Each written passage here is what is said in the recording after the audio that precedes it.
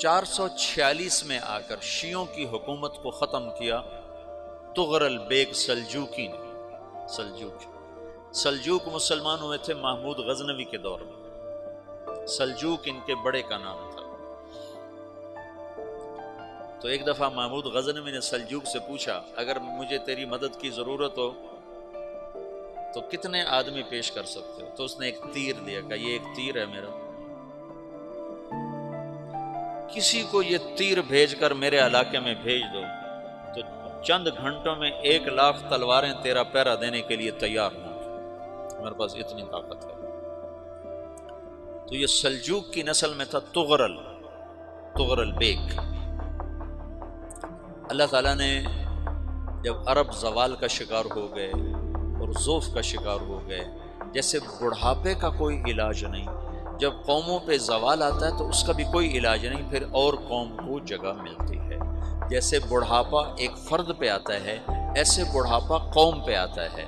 قوم کا بڑھاپا جوانی میں نہیں لوٹ سکتا، جیسے فرد کا بڑھاپا جوانی کی طرف نہیں لوٹ سکتا، قوم کا بڑھاپا جوانی کی طرف نہیں لوٹ سکتا، کوئی علاج نہیں، نئی نسل کا آنا ہی علاج ہے۔ تو عرب دھل چکے تھے، 600 سال بہت ہوتے ہیں حکومت کو، اپنی صفات گم کر چکے تھے، اب نئے خون کی ضرورت تھی۔ تغرل بیگ پہلا شخص تھا جس نے آ کر اہل سنت والجماعت کو استحکام بخشا، شیعوں کی حکومت کو ختم کیا، بغداد سے، شام سے، ان سارے علاقوں سے۔ صلاح الدین ایوبی نے اسماعیلی شیعہ کی حکومت کو ختم کیا، مصر۔ العاضد ان کا آخری خلیفہ تھا۔ صلاح الدین ایوبی نور الدین زنگی رحمۃ اللہ علیہ کا پروردہ تھا، اس کا دوست تھا، اس کے دوست بھی تھا، بچہ بھی تھا اس کے سامنے، زیادہ لکھنے پڑھنے کا شوق تھا۔ پھر اللہ تعالیٰ نے اس سے کام لیا اور اس کو مصر کا گورنر بنا کے بھیجا، مصر کی مدد کے لیے بھیجا۔ تو وہاں اس نے صلاح الدین ایوبی نے وہاں ختم کیا، تغرل بیگ نے یہاں ختم کیا۔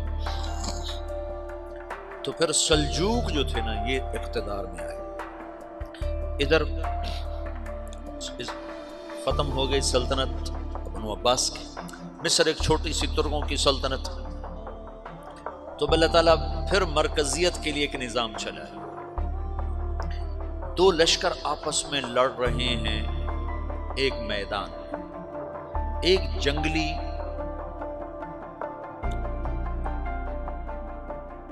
بدوؤں کا قافلہ، جنگل کے لوگ اپنے قبیلے کو لے کر، ایک جنگلی قبیلہ اپنے سردار کے ساتھ نقل مکانی کر رہا ہے ایک جگہ سے دوسری جگہ۔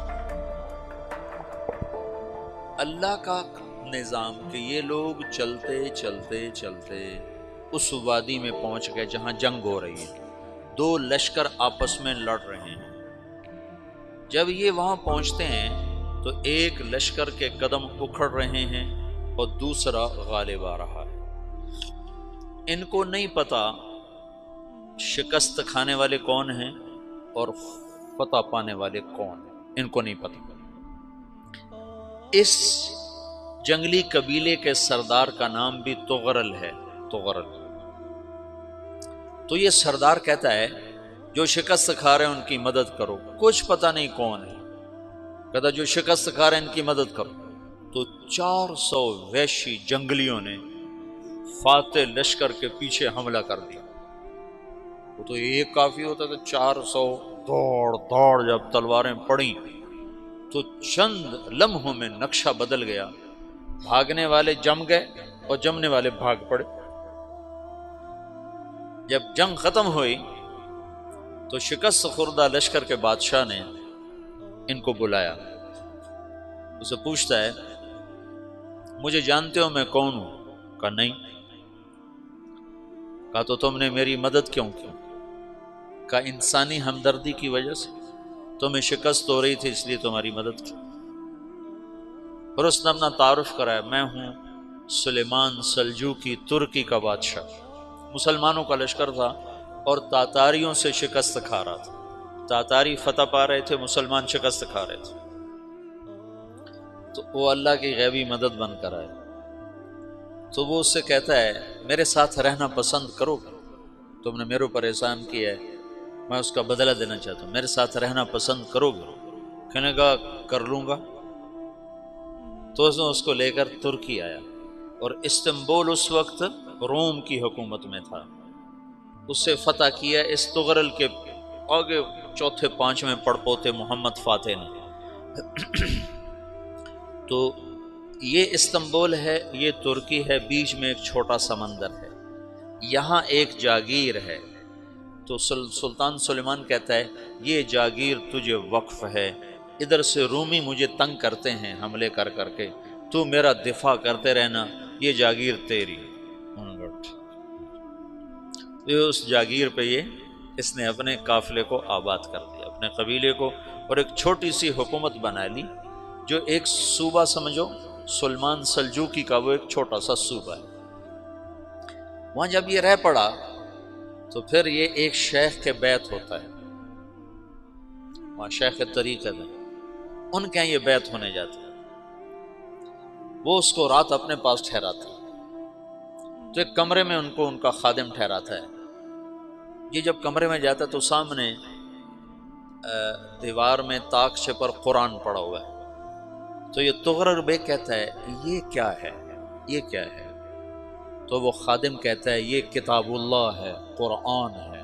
اچھا، وہ اس کو وہاں چھوڑ کے باہر چلا جاتا ہے۔ وہ دیہاتی آدمی، جنگل کا رہنے والا، پہلی دفعہ زندگی میں قرآن دیکھا، وہ کہتا ہے یہ قرآن ہے، اللہ کی کتاب ہے، میں اللہ کی کتاب کے سامنے سو جاؤں، کتنی بے ادبی ہے۔ تو اس نے ایسے قرآن اٹھایا اور سر پہ رکھ لیا اور کھڑا ہو گیا، ساری رات قرآن سر پہ رکھ کے کھڑا رہا۔ رات کے پچھلے پہر اس کو خواب آیا، کھڑے کھڑے اس نے دیکھا کہ اس کی پشت سے ایک چاند نکلا اور شیخ کی بیٹی کے سینے میں جا کے اتر گیا، پھر اس لڑکی کے سینے سے ایک درخت نکلا جو پھیلتے پھیلتے پھیلتے 3 بر اعظم پہ چھا گیا، افریقہ پر، یورپ پر، ایشیا پر۔ پھر اس کی آنکھ کھل گئی، وہ کھڑا ہوا ہے، تو اس نے صبح یہ خواب اپنے شیخ کو سنایا، تو انہوں نے اپنی بیٹی اس کے نکاح میں دے دی۔ اس بیٹی سے ایک بچہ پیدا ہوا، تغرل بیگ نے اس کا نام رکھا عثمان، عثمانی ترک نام سنا ہوا، جو میں نے کل بتایا تھا کہ 1924 میں وہ خلافت ختم ہوئی۔ تو ایک بیٹا پیدا ہوا عثمان، عثمان نے پھر ایک نئی اسلامی حکومت کی بنیاد رکھی جو 1924 تک چلتی رہی، کوئی 800 سال یہ حکومت چلی۔ تو حکومت کا شرازہ بکھرا لیکن پھر جڑ جاتا تھا، پر وہ قرن اول والا جوڑ کبھی نہ پیدا ہوا، ٹکڑے بن گئے۔ ان ٹکڑوں میں اللہ لوگ پیدا کرتا رہا جو دعوت دیتے رہے، دعوت زندہ رہی، جو تربیت کا نظام تصوف کے ساتھ تھا اب وہ تبلیغ کے ساتھ۔ 446 میں آ کر شیعوں کی حکومت کو ختم کیا تغرل بیگ سلجوقی نے۔